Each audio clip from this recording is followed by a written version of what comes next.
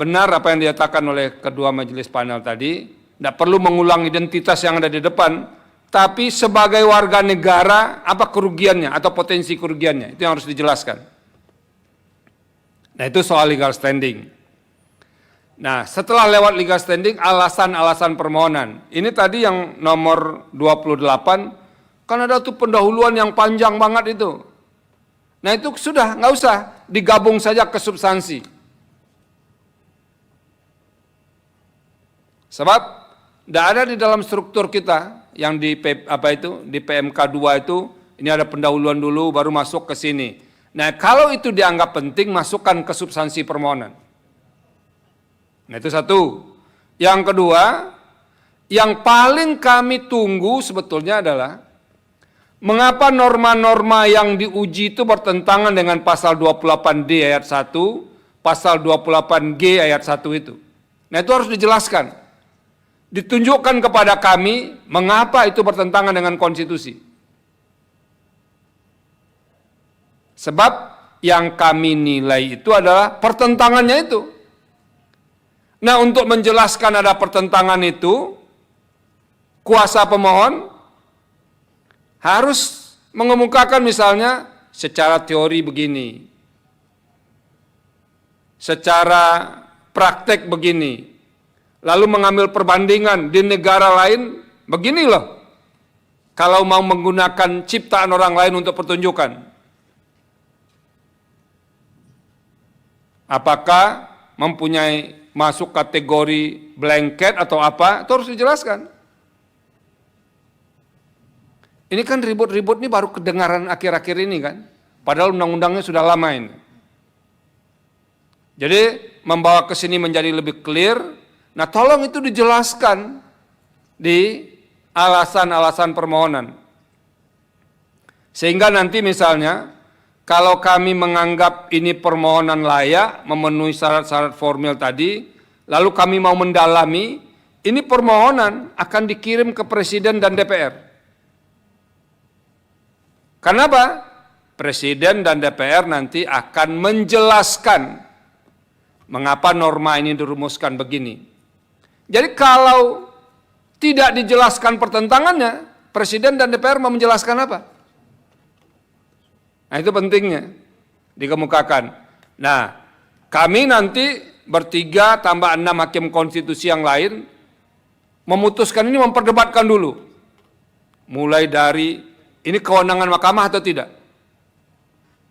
Kalau lolos di situ, ini para pemohon memiliki legal standing atau tidak.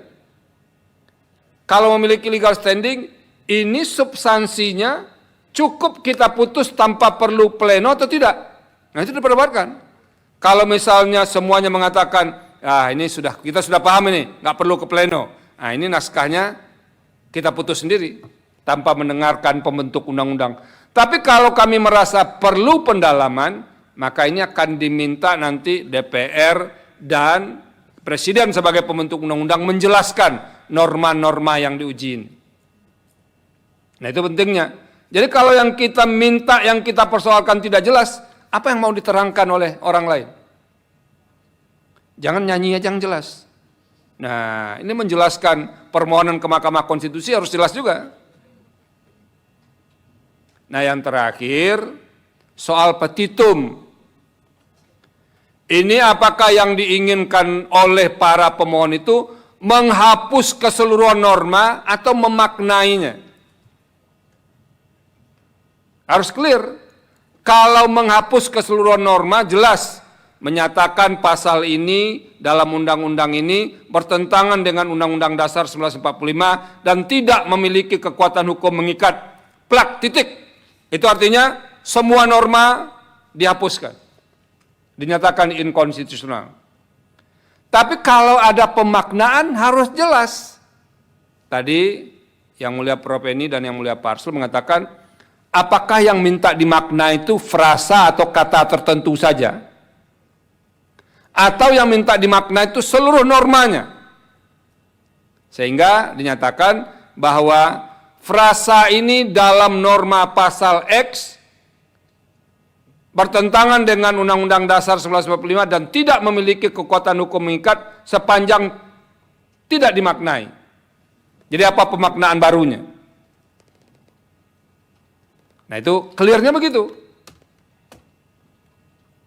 Nah kalau itu lancar semua dari awal sampai ke ujung, nah nanti tinggal ditunggu hasilnya.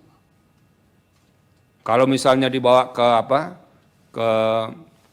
ke pleno, nanti akan ada DPR yang menjelaskan. Akan ada pihak presiden, ada kemungkinan datang ahli juga. Jangan-jangan nanti kita suruh nyanyi juga di sini. Gitu. Nah, itu. Jadi tugas para kuasa hukum adalah memberikan elaborasi yang clear kepada mahkamah agar mahkamah tidak salah dalam mengambil sikap. Karena ini kita penting sekali para pekerja seni ini.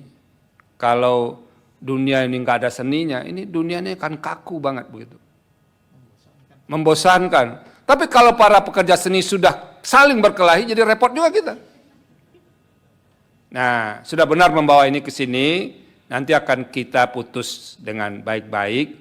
Tentu tergantung seberapa saudara-saudara menjelaskan kepada kami, karena itu yang akan dikontes nantinya. Nah itu saja sih yang perlu disampaikan. Jadi sekali lagi tolong baca PMK nomor 2 tahun 2021. Di situ sudah diatur secara jelas. Di sini apa yang harus dimuat, di sini apa, di petitum itu apa. Download Tribun X sekarang. Menghadirkan lokal menjadi Indonesia.